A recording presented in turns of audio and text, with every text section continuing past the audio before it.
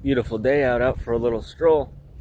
I figured we'd discuss a little bit about the tactics used by the other side, right? I want to talk a little bit about fascism and how it operates and how neo-fascism in the modern society tends to extend its vice grips towards everyone else in other countries. So, you can't directly compare this fascism to what we had before in World War II with Germany.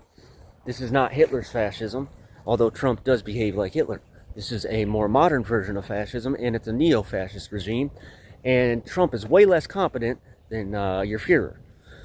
Also, there's a couple things I want to discuss.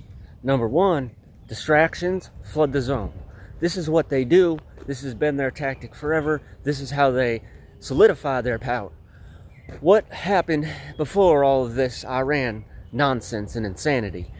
What happened was Trump was sending the military, the National Guard, into sanctuary cities in order to exert power over those people. This was not about whatever people think it was about. Doing this and these tactical moves against liberal cities is meant as a warning shot towards those liberal governors and to tell them, step in line or else get stepped on. That's what he was trying to say. What ended that, or made that take the back burner, was the protests. All those protests that were so big that you couldn't possibly help yourself from seeing it. Trump saw all those. He knew that he needed a distraction to shut the people up and stop the protests for a little while. So what does he do? He greenlights Netanyahu on the attack on Iran. So then everything else takes the back burner. But these things are all simultaneously happening at once.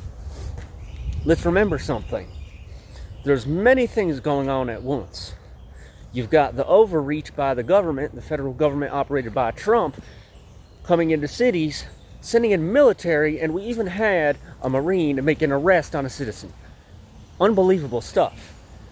So then what do? They flood the zone with this Iran situation.